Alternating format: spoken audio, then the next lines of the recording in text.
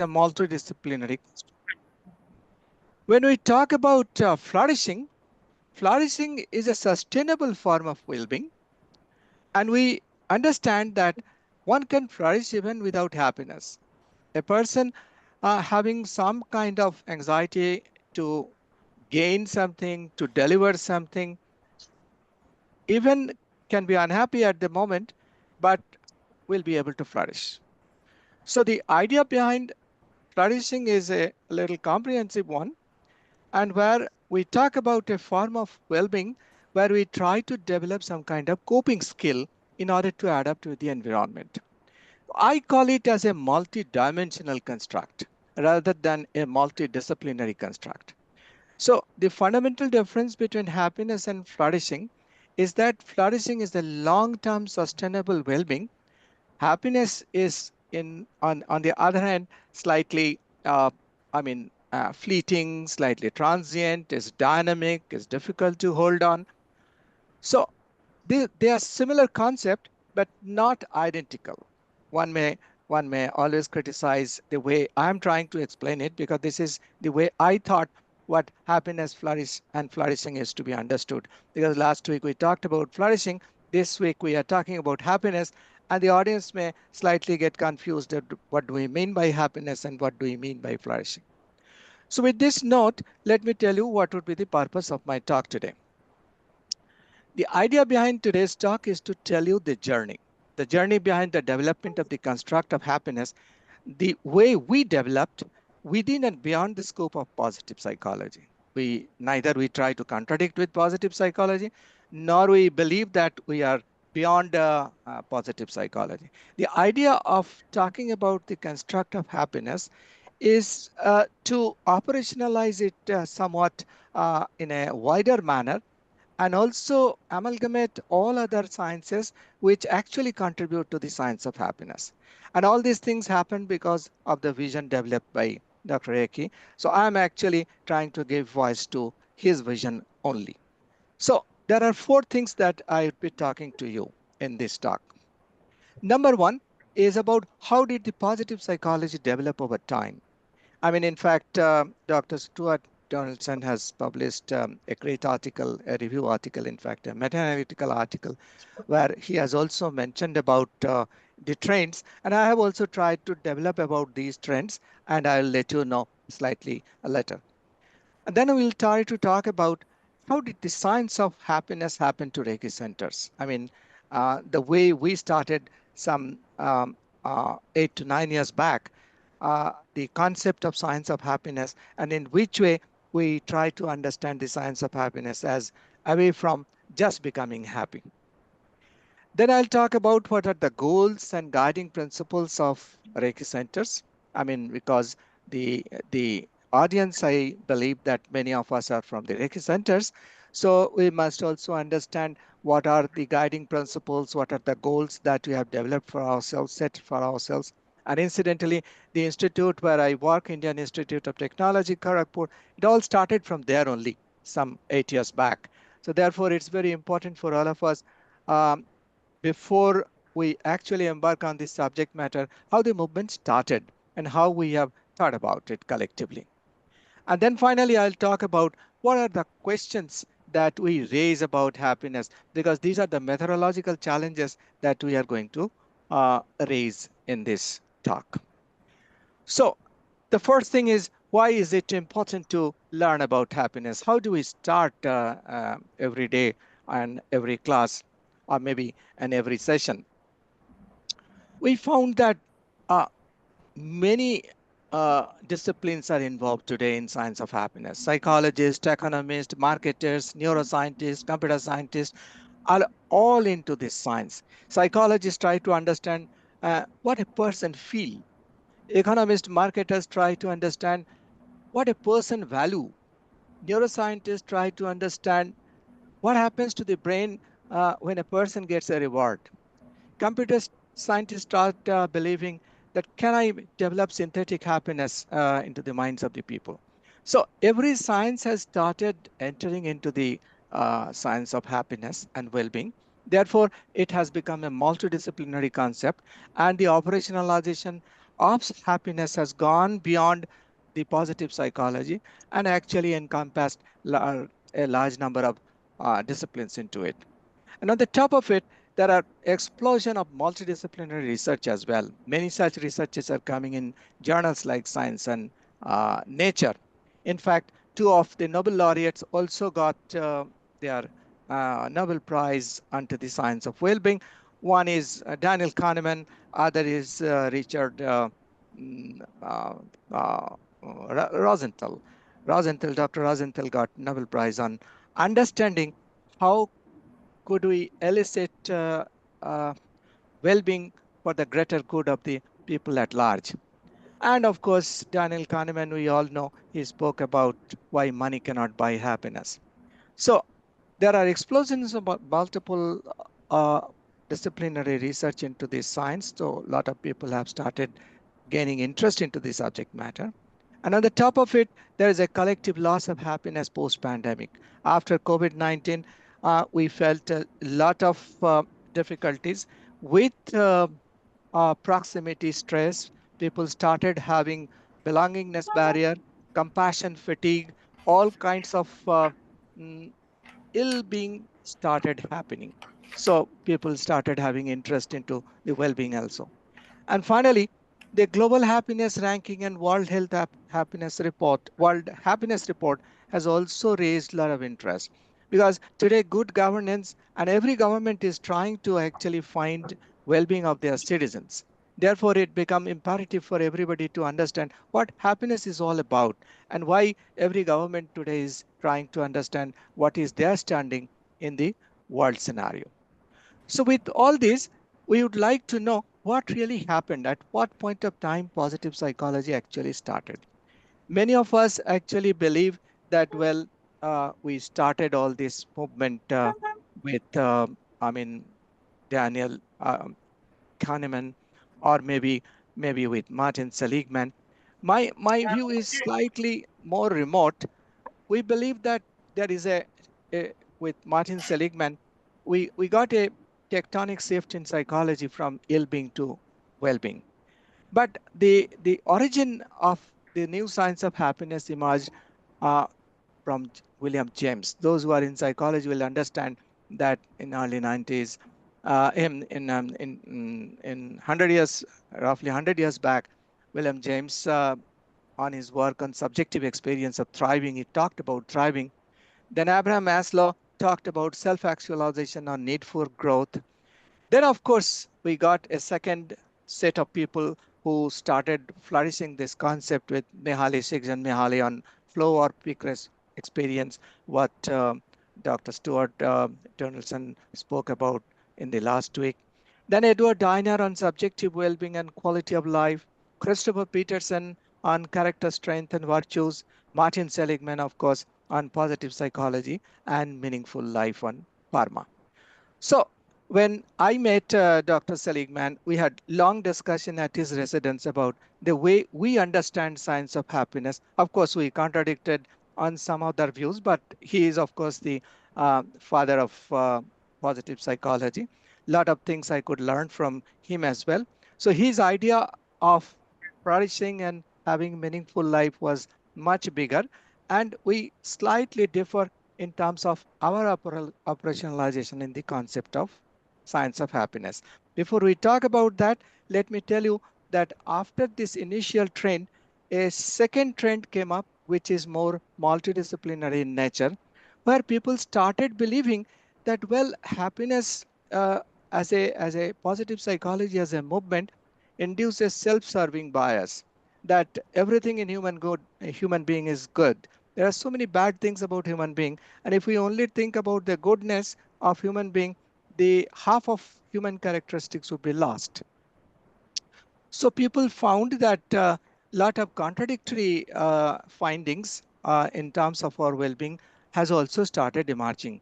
For example, freedom of choice does not always enhance our happiness. It creates a cognitive load for us, and that load actually creates unhappiness for us.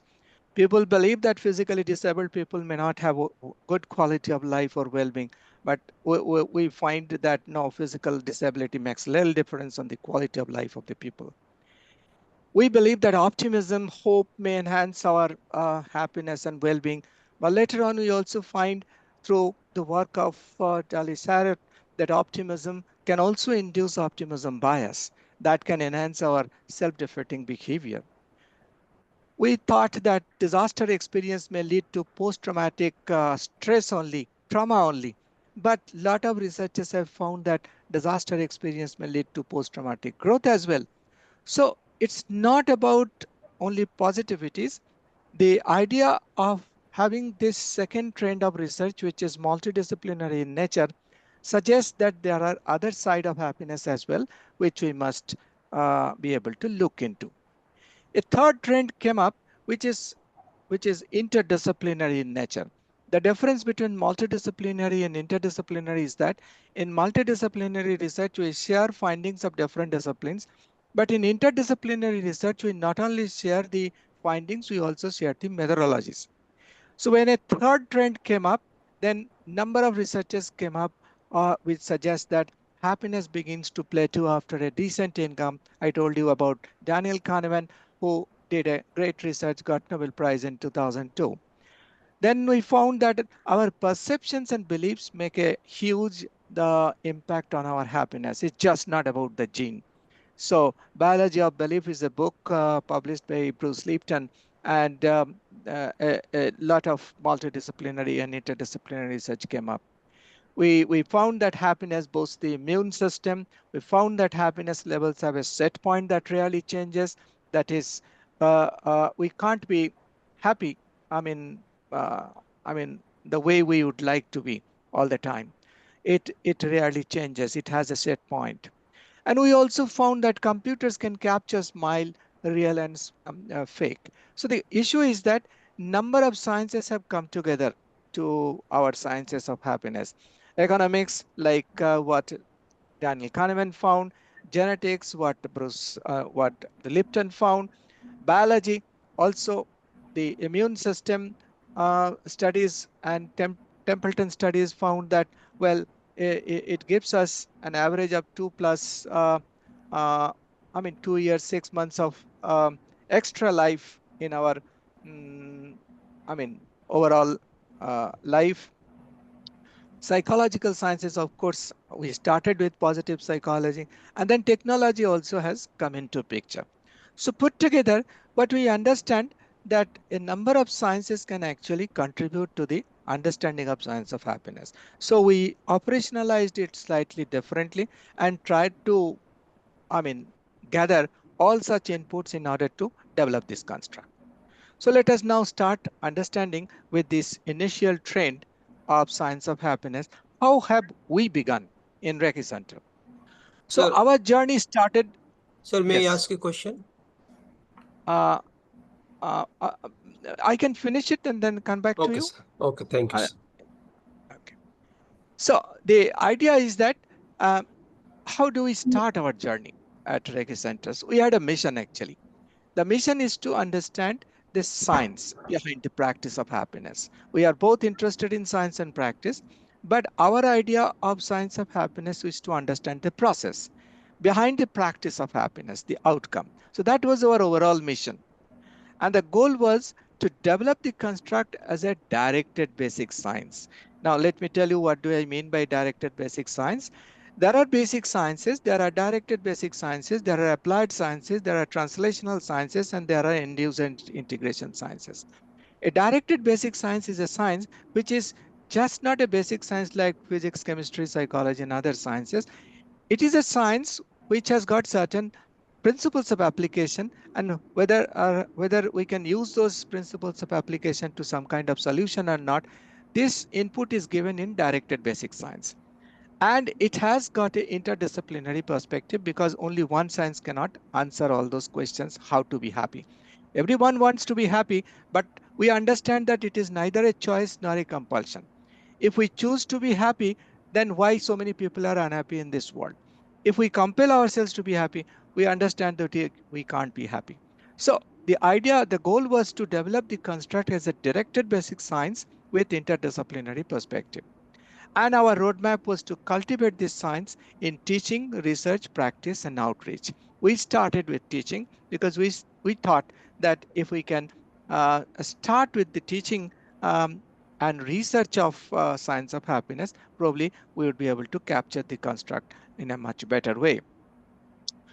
So our framework to run the courses has started sometime in 2016, 2017, where we started having some international conferences, and we had several experts in the field who joined us and started contributing to our idea of science of happiness.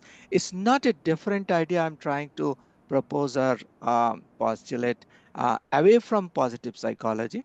We just have tried to operationalize slightly differently as compared to what we understand within the framework of positive psychology and within psychological methodologies only, because we are talking about methodologies which goes beyond the psychological sciences as well. So we thought that let us start this practice and science of happiness as an experiment, as a social experiment, because our assumption was that absence of negative traits does not automatically make us happy. So we have to understand what makes us really happy.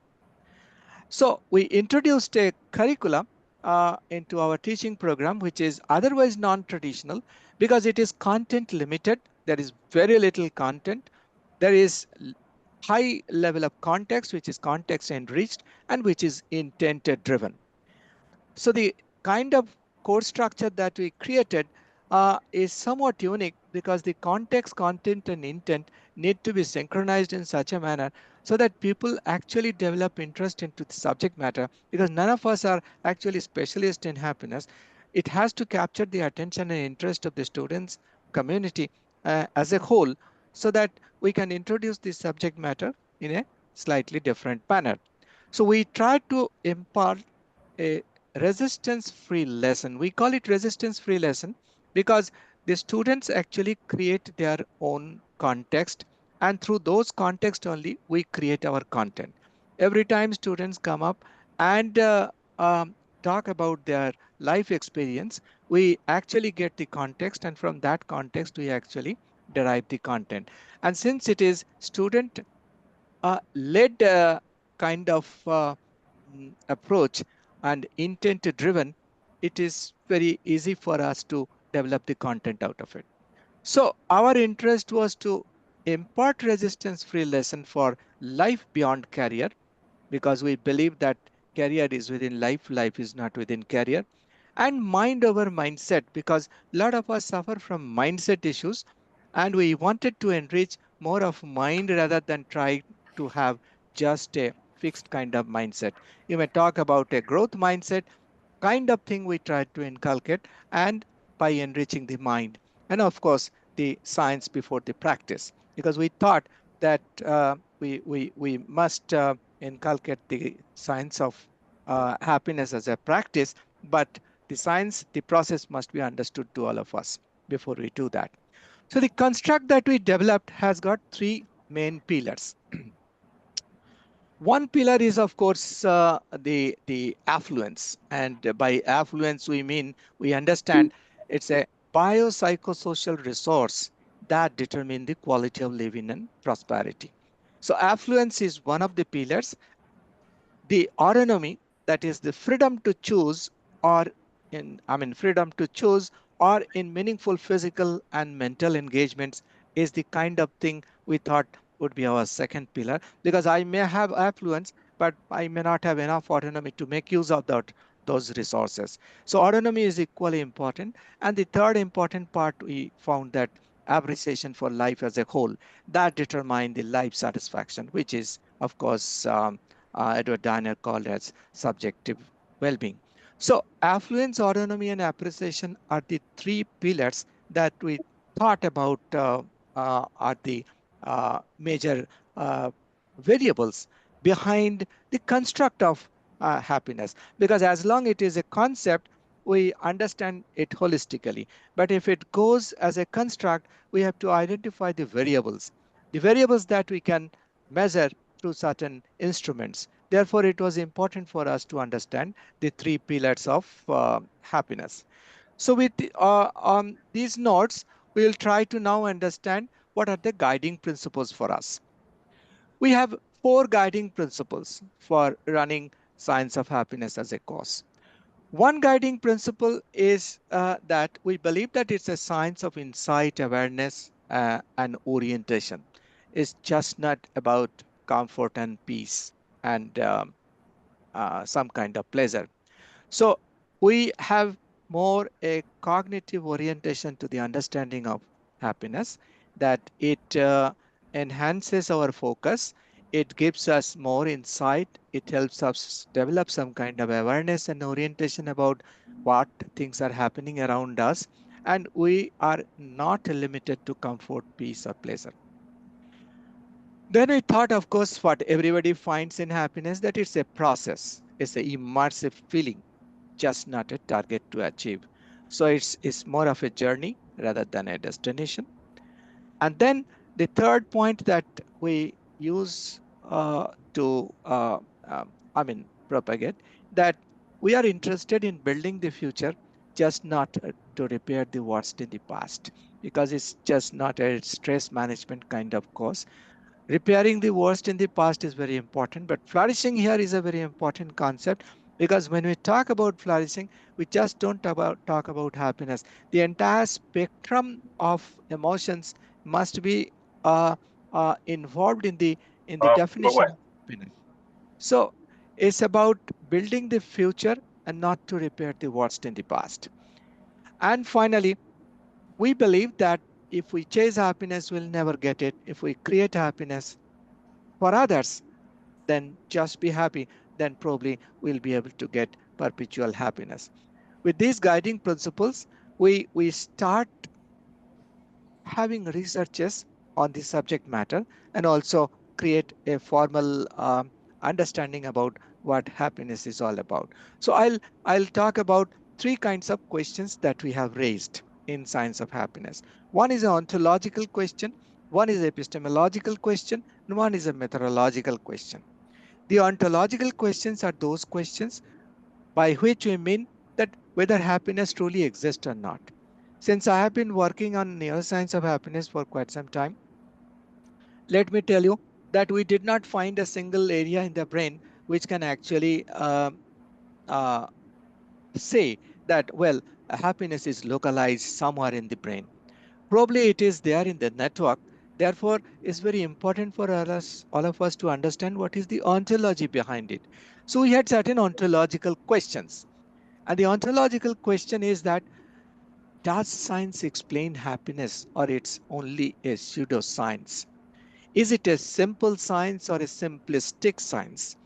Now, probably it's a simple science, but people try to understand happiness in a simplistic manner, where a very complex account of a subject matter is told so much simply that the essence of the science is lost. So I think is our ontological question come in this way, that does science truly explain happiness or not? Our second question was that whether it's a genotype or a phenotype. Can happiness rewrite gene? Well, this concept we developed after we understood the book by Bruce Lipton, that the biology of belief. Today we understand that the book says that what we see in the reality and what we experience in terms of happiness, there is a filter in between. And that filter is our belief system. And if we believe that the world is good, then probably our filter will allow everything good to come in. And if we believe that the world is insecure and bad, our filter, that is our belief, will not allow all these things to enter into our mind, and therefore we can develop the mindset. In fact, in Martin Seligman's lab, there was one unique lab of primal belief, and in that lab, uh, people work on the concept that what are our rudimentary belief that we have in our system, and through that lens we try to see the entire world. So whether it's a genotype or a phenotype, whether it can rewrite gene or not, that question we also started asking. Then the third question was, the ontological question was, whether it is brain or behavior. What part of the brain is happy? As I said, I worked mostly in the functional architecture of the brain in the understanding of happiness. And we found that, well, there is no such area that can be localized. There are three models in the brain through which you can understand emotion or emotion of happiness. One is called localization theory, one is called regionalization theory, another is called lateralization theory. Through localization, we try to understand if a particular part of the brain is damaged, whether my happiness goes down or not. So there is no such evidence as of now that there is any part of the brain got damaged and there is a subsequent loss of happiness. Then come the area of regionalization. Regionalization suggests that there may be some regions in the brain, maybe in the frontal side or in the backward side of the occipital lobe or in the other sides of the brain. There are certain regions, not a particular locus, where we can say this side, and this size of the brain is actually localized for happiness. We did not find any evidence for that. So in functional MRI, we found that, well, there are pathways through which we understand what causes pleasure. Now, pleasure and happiness we do not equate all the time, but there are certain areas in the brain which actually gives us a lot of the sensation of pleasure. But whether pleasure and happiness should be equated or not, it's another question, and we do not equate them in the same manner. And the third model was a lateralization model.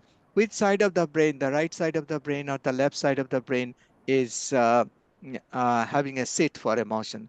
More and more evidence we found that it is the right hemisphere of the brain which is actually having some kind of seats of emotion, particularly of happiness. Then our third ontological question came on thinking or blinking. Is it a emotion only, or there is a cognitive component of it? As I told you earlier, that we No, perceive happiness as we perceive happiness as a form of insight and orientation, and some kind of cognitive ability rather than only about some kind of emotions. So by blinking, I meant to say some kind of feeling, and by thinking, I meant to say some kind of cognitive ability. Our view is that happiness enhances, broadens our cognitive capacity. In fact, Fredrickson has done a lot of research on that, and if she found that yes, it's more of a cognitive ability as well.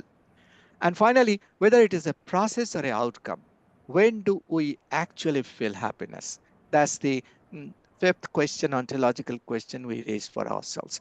So when ontological questions are asked, we ask about the existence of happiness. Where does this happiness exist? But then when we are assured that, well, it exists, the next question comes: if it exists, how do we know it exists? Where does happiness actually lie? So epistemological questions came thereafter to begin with our understanding of happiness. The epistemological questions suggest that is it the memory or the moment which gives us happiness?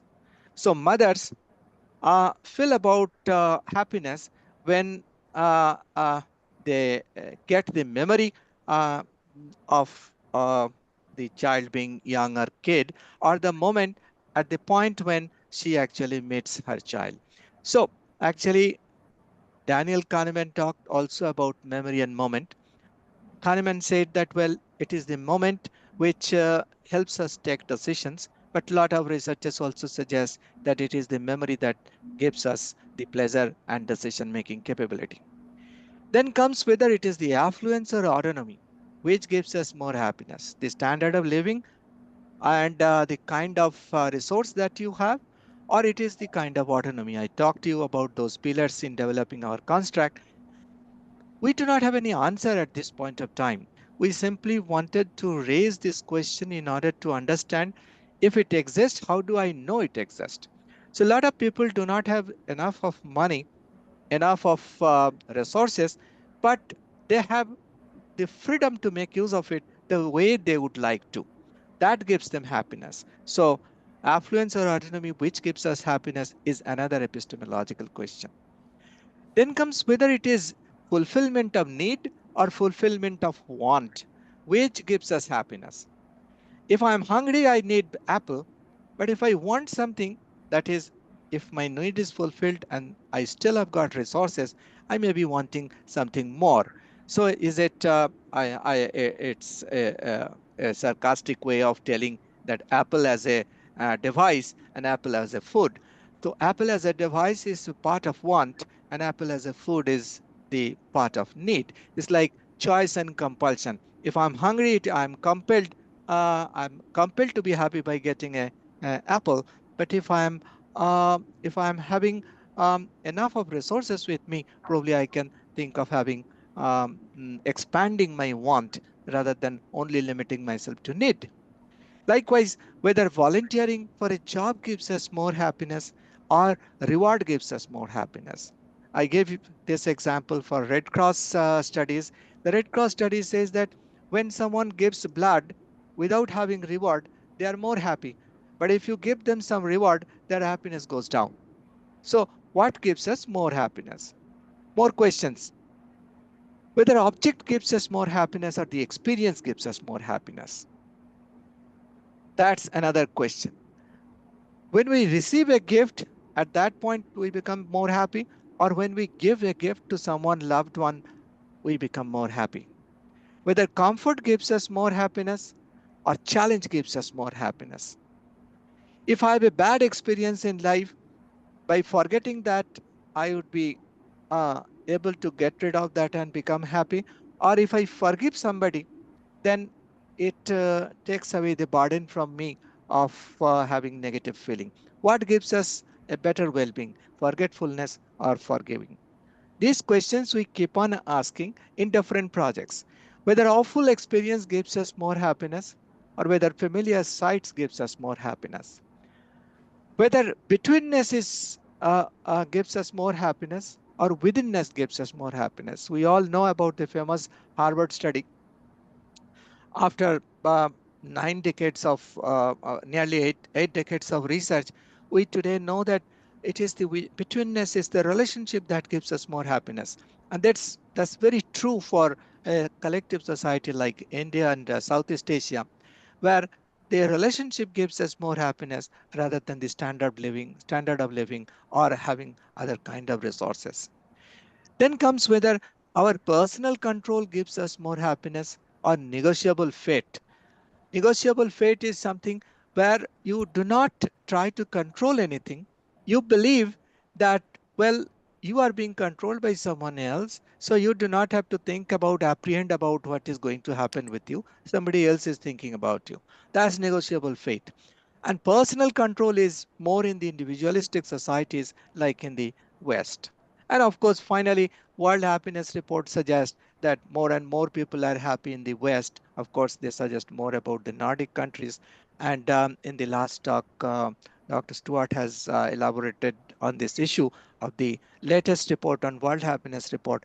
So whether East is more happy or West is more happy. So these are the areas where our epistemological questions are dealt with. So we try to understand through projects, I mean, which one of these variables are more apparent and appropriate to a definite culture, to a particular culture, or to a particular context.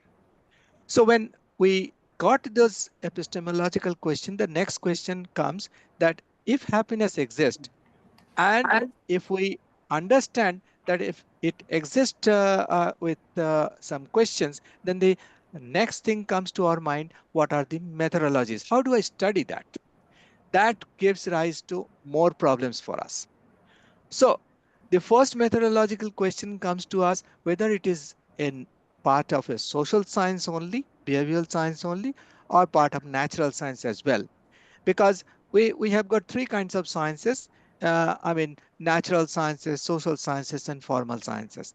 So as of now, the positive psychology is linked primarily to social sciences and behavioral sciences, but we believe that the components of the natural sciences are equally important in order to understand happiness as a whole. Therefore, the concept of interdisciplinarity and transdisciplinarity of science has come. So as I said, if it is a discipline, we have to remain within the discipline of psychology. If it is multidisciplinary, then of course we can we can share the findings of different disciplines in order to justify the finding based on our particular methodology.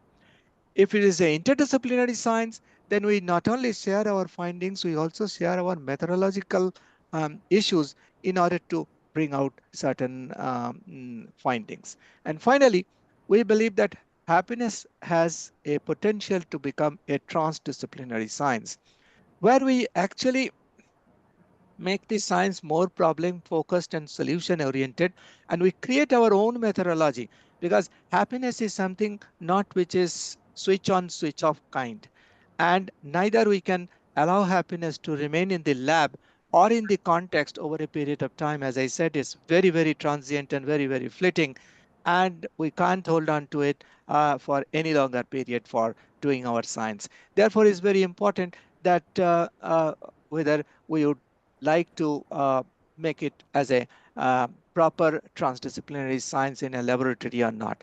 So it's a difficult process, but probably it will reach up to some point in order to get that. Then, of course, whether we call it as a process-based science, a basic science, or a outcome-based science, an applied or a directed basic science. Whether we should call it as a holistic science or an analytical science. Like a molar science, a social science will consider it as a molar science, a holistic science. The natural scientists, of course, will try to understand in a more analytical manner, and they will try to understand right from the cellular level whether uh, the impact of happiness is there in the genetic composition or at the cellular level or not. And then finally, whether happiness should be studied experientially or empirically. When we do it empirically, then we have to understand happiness in others. When we do it experientially, we'd have to we have to depend upon the data which is derived from the person itself. So happy mind and understanding mind in happiness are two different things. Happy mind comes from experiential sciences, and understanding mind in happiness is something which we can study in a empirical manner. So these are the challenges, methodological challenges in the science of happiness. As I said, it's not a switch on, switch off kind of thing like any other variable. There are challenges, and these challenges we need to sort it out. Finally, this is my final slide, that what we know thus far, we came up with two volumes on understanding happiness and handbook of happiness from our Reiki centers. We understand this much, that happiness becomes much easier if we stop focusing on it. Absence of negative feeling does not ensure happiness.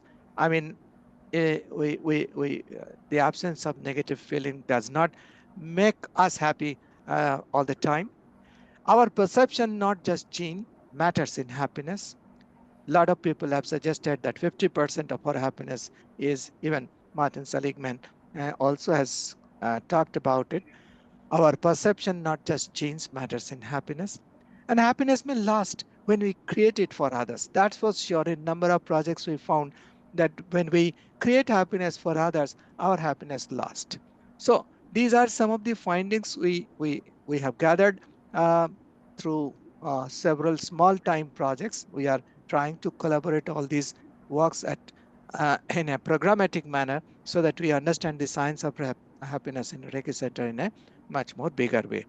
So with all these things, I would like to stop here. And if there is any question, I'll be happy to answer. Thank you. If you would like, I can stop sharing. Good morning, sir. Good morning. This is Nilanjana Pathak from Jabalpur, sir. This Please. was a very enlightening and a very, shall we say, thought-provoking session, which can lead us to a lot of thought in the future. But just Thank you. one query, maybe it's very subjective. Mhm, All the happiness that I have so far seen, as I said, it's a very subjective question, is in the smile of the marginalized, the very poor laborers, maybe just when they get one square meal, sir, right? That is the kind of mhm, happiness that I'm talking about. And we mhm, today talked about three constructs of happiness, being mhm, affluence, autonomy, and appreciation. Now, the mhm, question that comes to my mind here is, sir, that they are neither affluent nor autonomous, nor do I feel they get any kind of appreciation in life. So, what Mhm. could their kind of happiness come under, sir? I think it comes under the autonomy. I got very little, but I have full freedom to make use of it the way I would like to. So I may get 1 square mil in a daytime, and I mean, uh, I mean, uh, that may not be sufficient for me, but I know I can take that. But when you talk about affluence, I may have got everything, but I do not have the autonomy to make use of it because either for my physical disease or for some other restrictions, I may not be able to make use of it. Or I may be having everything, but I have got a lot of anxiety to keep my personal control on those affluent resources.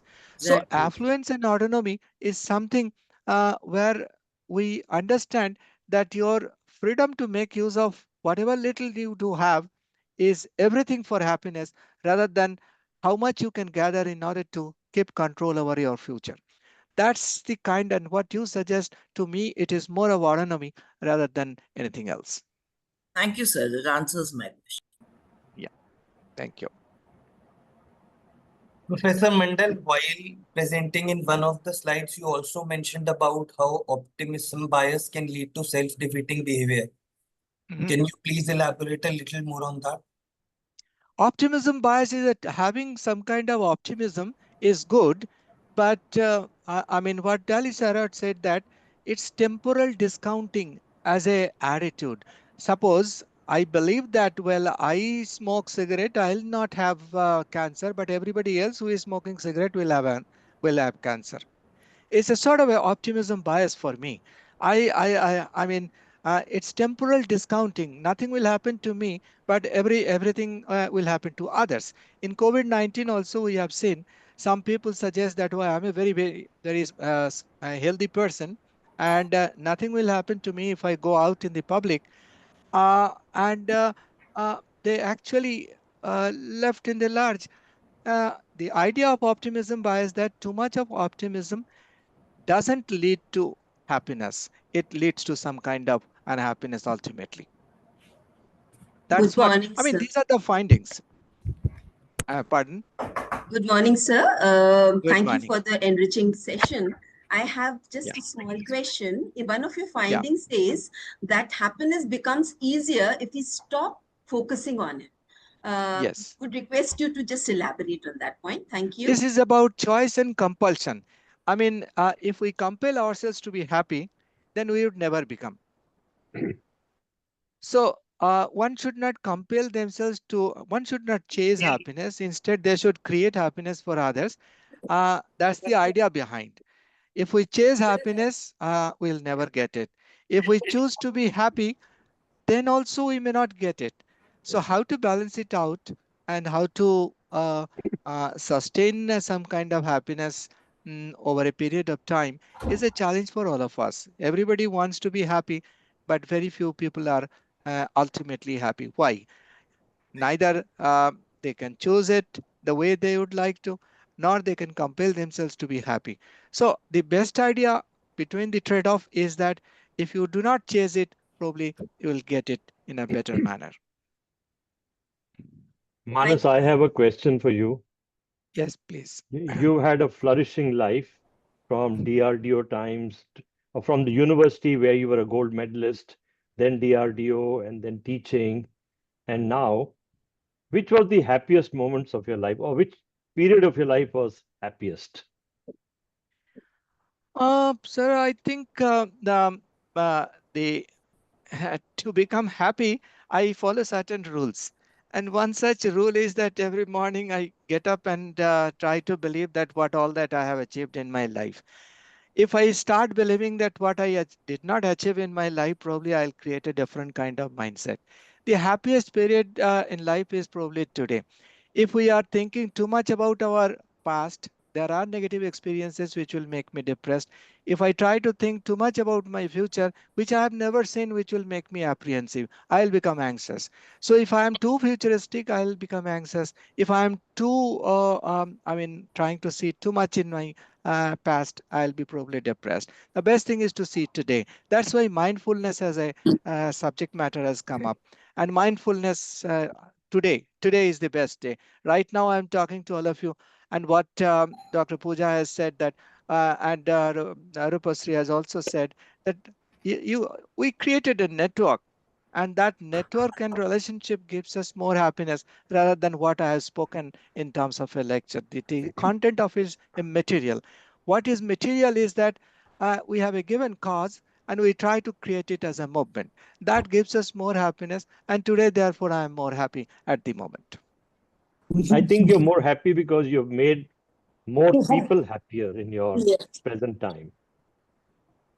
Correct. Um, that I can't claim it for myself, but I try to. Look, out of context, content, and intent, I believe it is the intent which is more important. Even if I fail, I'll consider it as a learning experience because the great leaders, they fail, but they still remain leader. So the greatest of the leaders, either they are never heard of the power of anonymous work, or even if they fail, they believe that, well, they gave it a try. Even if they have not been successful, their their their personal intent was very good. That gives them happiness. That gives them a sense, we call it conscience, that never make them. At this age, uh, if we believe that we could have done something and we didn't do, that would bring some kind of repentance in me. And that repentance is a mental cancer. So, since we do not suffer from repentance, a mental cancer, we can be happy at any level. So, I always try to avoid any kind of repentance, any kind of um, any kind of apprehension of जाने लगे तो वहीं से hypothetical पकड़े missed गए. opportunity. This is the term I use, apprehension of hypothetical missed opportunity. If I believe that I could have done something for someone and I didn't do it, that gives me more unhappiness rather than if I believe that I had given a try and then I could not make it. That doesn't give me at least repentance. I could have failed, but that would have been a learning experience for me. That's what my position. Sir, Rupasri here. Please. Need little bit guidance on what kind of research methodology will be good to pursue research in science of happiness. So, what do you suggest? I'm sure a survey won't help because it will Yeah. only assess the current state of happiness or whatever you call it, subjective Yeah. well-being or Yeah. flourishing or whatever you call it. Yeah. So, in your experience, and because 40 people have worked in IIT Kharagpur Happiness Center, as far as my knowledge goes. So, what has Mhm. worked well, and what would be your suggestion so that we can do more research in this field? I think Dr. Eki thought about Mind Lab for this reason that since we have expanded our vision from psychological sciences to natural sciences, like from behavioral sciences to biological sciences, we need to understand the four different ways how we can understand happiness. One is a psychometric way and survey method, of course. One we call through biological signatures. That is, we use a lot of instruments in order to understand a happy state. We use behaviometry, which is away from psychometry, which is thin slices of behavior and the nonverbal expressions of a person, like their proxemics, their oculomics, their vocalics, their facial expressions. We use all those thin slices of behavior in order to understand through a third person methodology whether the person is truly happy or not. And the fourth way we do it is through computational manner. uh, there are sonic algorithms, there are affect computing, there are a lot of softwares which have come up. Today, synthetic happiness is being introduced through them as well. As I said, a number of ways computer science has also come up to understand whether a smile is fake or real. So you have computational method, you have biological method, you have got behaviometry or behavior signature based method, and you have got a traditional psychometric method or a survey method. I think depending upon the kind of subject matter you profess, you can select it from. And we have got every under each method we use on mind labs. We are creating mind labs in various centers. In every lab, we are trying to focus on certain areas, of course, trying to understand the biological signatures more often, but other than also various other methodologies are being used. Thank you, sir. And I feel there, these Reiki centers across the world, we should work together collaboratively to do some breakthrough research. I think expertise of each of you can be combined to, bring something very, very unique and different. So that's what is my hope. I hope it will That's true. definitely realize at some point in time. Thank you. Thank you, sir. Sure. Thank you, Thank you. Vicky, sir, also for giving us this opportunity. Yeah, sir, I have a question. Yes, This please. was regarding when you mentioned about a computer can capture a smile, fake or real both. So my question is like, can a computer distinguish that which smile is fake and real? And in a similar way, the next question related to this is that maybe someone is talking to their parents or family members, and then the real voice and some voice is created through AI, almost similar. It will be similar. So can human mind distinguish these two? Well, when you talk about human mind has has not a problem. There is a fundamental difference between the computer science or the AI-based science and the human mind. Computer can learn, computer cannot understand. Okay. If you understand, you cannot de-understand. If you learn, you can unlearn.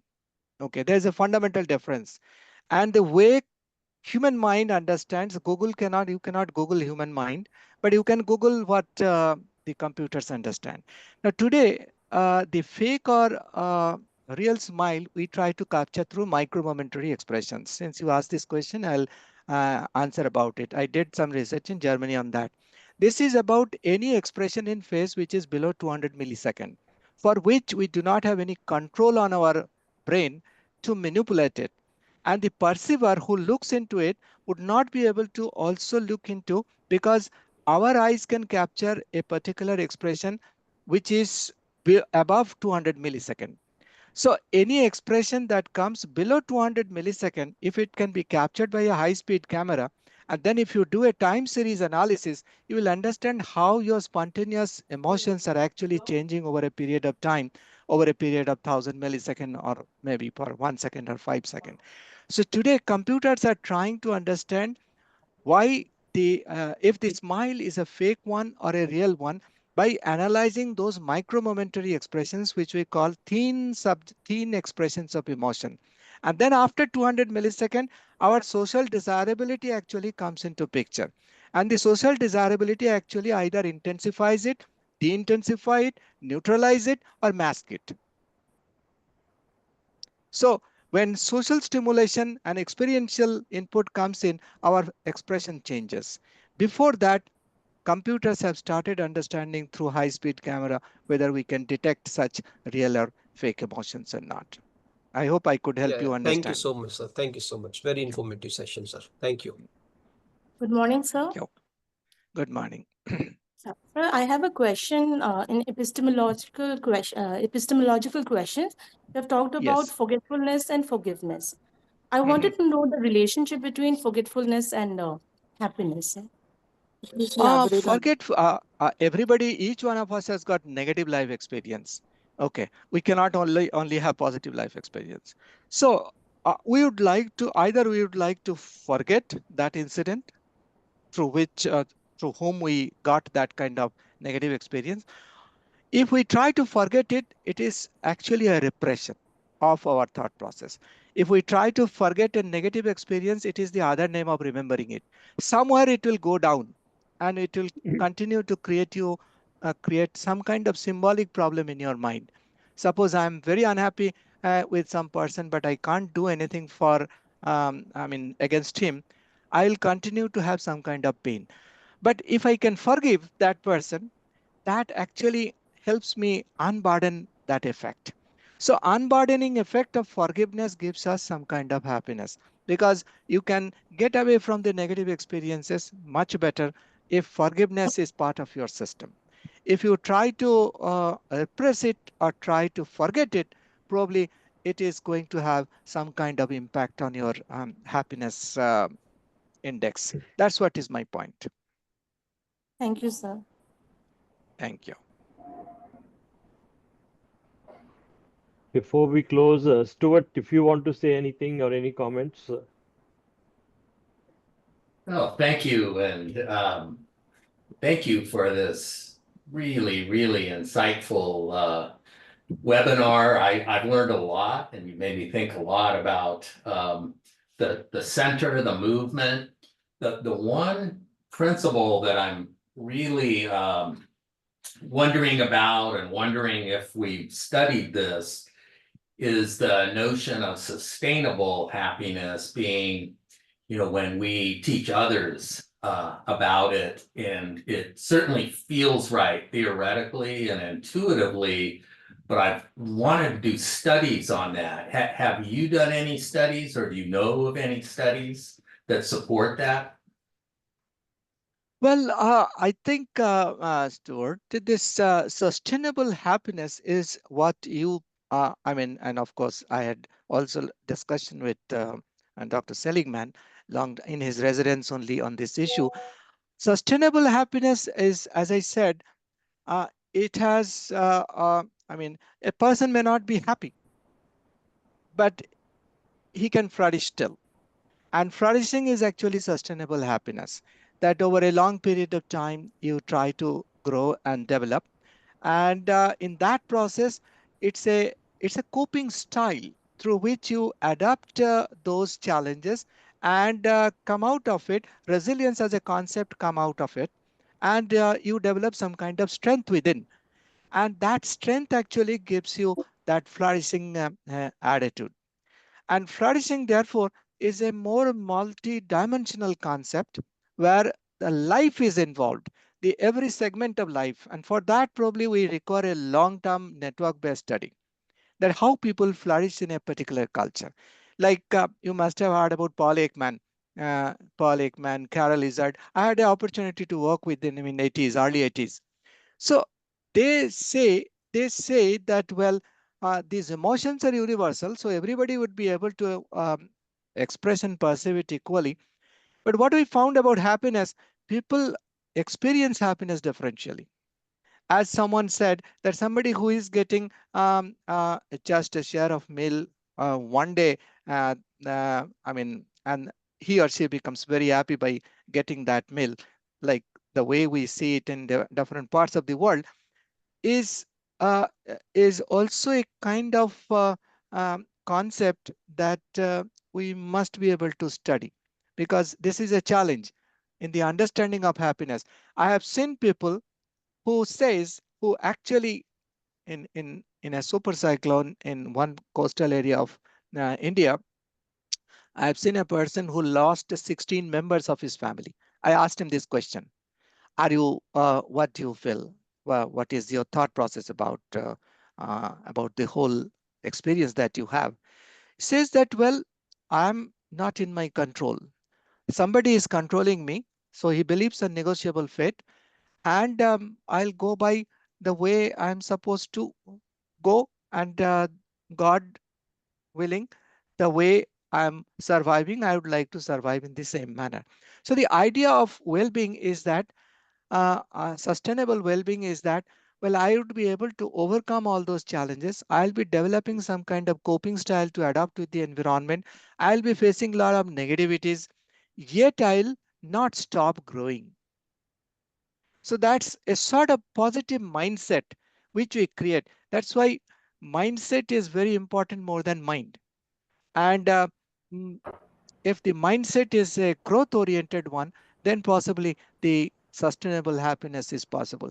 But I would like to slightly make a differentiation between what we are trying to do in our construct of science of happiness is that we want to develop it as a multidisciplinary concept or a transdisciplinary concept, rather than focusing just on sustainable happiness, because that sustainable happiness or well-being or flourishing, that requires a long-term studies, and we have just begun. A decade is nothing for such kind of thing.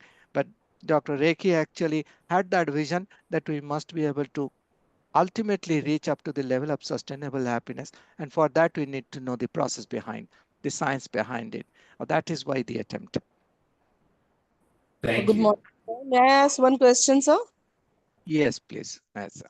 Sir, you have mentioned about forgiveness and forgetting and forgiveness. I just want Mhm. to ask, there any easy technique to forgive easily and quickly? Because some of the times I felt that unhappiness is the main reason of not even able to forgive. So for how to forgive easily and quickly so that we can be happy for a longer time. There is no quick fix solution. It's all about our strategy to deal with a certain situation. That's why context is so important. The way we perceive a situation, I think uh, that the kind of filter that we use uh, against that situation or against that person will help me develop such kind of techniques how to forgive. Now, if we try to forget something forcefully, that will create some kind of psychological ailment. So that's the reason I believe that we must train ourselves how to forgive. Uh, at least in such situations where we do not have direct control. If we have a control of the situation, then of course we can think in a different way. But if we do not have, it's better to forgive rather than trying to forget. That's what I meant to say. But there is no such technique I am aware of. Thank you so much, sir. Thank you.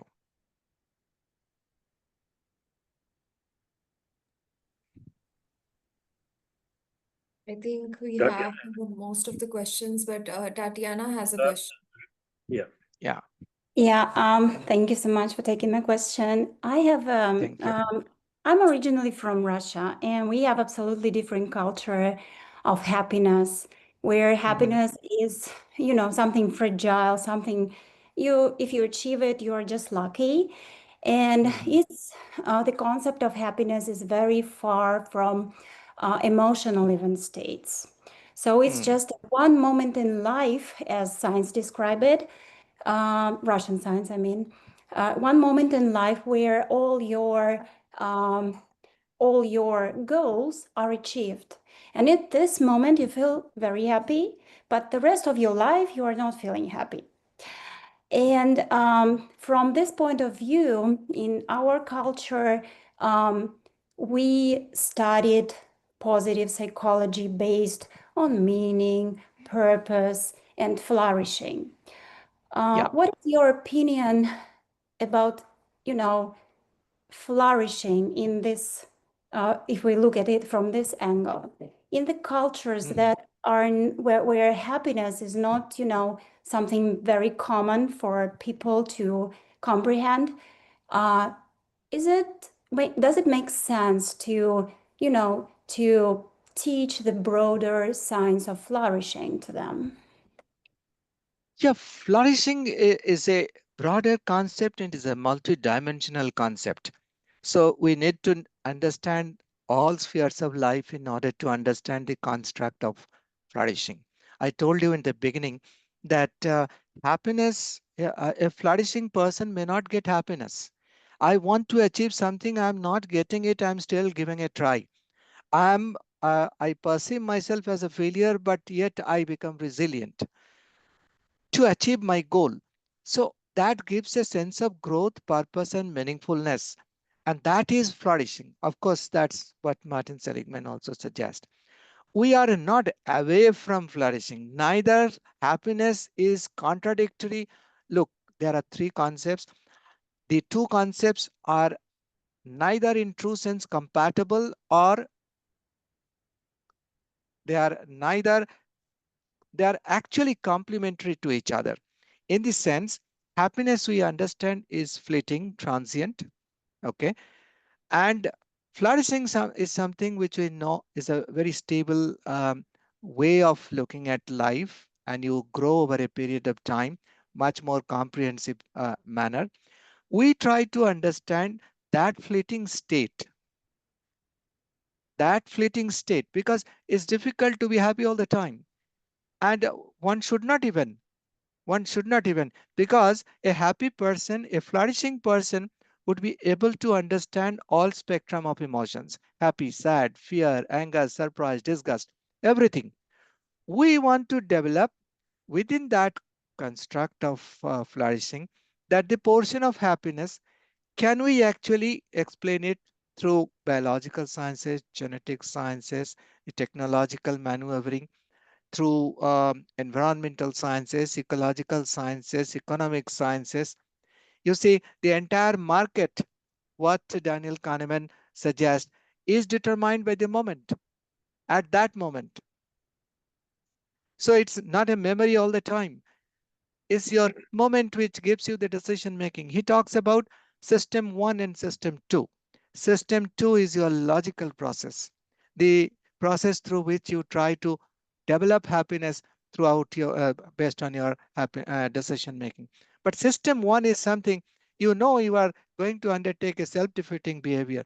Even then, you actually adopt a particular you take a decision which you like, which we call it is intuitive decision making. It's a moment, it's a momentary feeling.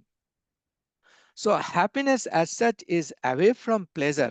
Pleasure and happiness, we do not try to equate them. At the same time, happiness and satisfaction is not something we try to equate them. Satisfaction, which you are mentioning about flourishing, is actually life satisfaction, is overall subjective well-being. Okay. But what we are trying to develop in science of happiness, because we are creating a lot of mind lab related studies and experiments also, is just not experiential. Is it can also be studied empirically. And if you have to understand empirically, then you have to understand mind during happiness rather than happy mind. So experience of happiness and empirical evidence-based happiness are two different kind of happiness you can study methodologically in order to understand the science behind it. That was our position, but we are not away from flourishing. We are part of it only. Thank you so much. Thank you. Tatiana, I want to ask you something. Yes. You talked about your past in Russia, and now you've been here in the United States for 2 years. Are you flourishing, or are you happy, or are you both? I'm both. I'm flourishing, and very often I'm happy, and I changed my attitude to happiness. It's not something I have to, achieve. It's something I can experience, and I can experience it very often. But on the other hand, my flourishing includes this happiness. So I cannot divide these constructs from one from another. So it's, like I feel like they are very, very interconnected. Yeah, they are interconnected. They are similar, but position is that they are not identical all the time. Because happiness is fleeting, is transient. You can't hold on to it if you would like to. But flourishing is something, even if you are not happy, you can continue to grow and grow with a meaningful purpose. So meaningfulness and purposefulness is much more important in flourishing. Yes, So thank they are you. not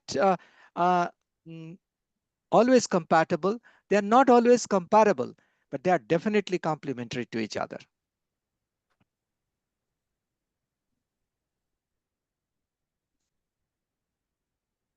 So we close the session now. Every time I hear you, sir, I feel, how did I not know this? Why did I think about it like that? It's a very good reminder of our, living in a better way, and of course, flourishing and achieving higher happiness. So thank you so much for this session. But before we close, I would officially request Professor Vinita to deliver a vote of thanks to Dr. Mandal, please. Good morning, and I'm really honored to extend my heartfelt gratitude to Professor Mandal for his deeply insightful and thought-provoking talk on the new science of happiness. Dr. Mandal, your unique blend of scientific rigor and humanistic wisdom has offered us new perspectives on understanding what is well-being. And you've also reminded us that happiness is not just a state of mind, but a subject worthy of academic attention and empirical study. You have not only guided us through the emerging paradigms of happiness research, but You also have gently reminded us that what is the importance of nurturing well-being with intention, evidence, and empathy. So we are truly grateful to you for your time and wisdom. And I would also like to thank each one of our participants for their enthusiastic presence and engagement. And a special word of appreciation goes to, of course, Claremont Graduate University for collaborating with the Reiki Foundation for this beautiful session. And my sincere thanks to the organizing team whose tireless efforts behind the scenes have ensured the smooth execution of today's program. I'm really, so happy to have heard Dr. Mandal. Wishing you all a meaningful journey ahead in the pursuit of happiness and holistic well-being. Thank you so much. Thank you for the lovely session. Thank you. Thank you, madam. Thank you, everyone. Before you leave, please, Ishmita has shared the link in the chat for feedback. So please send us your feedback, and thank you so much for joining. So thank you, Ria.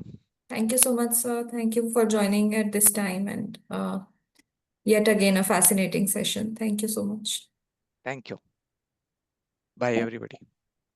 Goodbye. Thank you. Bye. Good night. Thank you.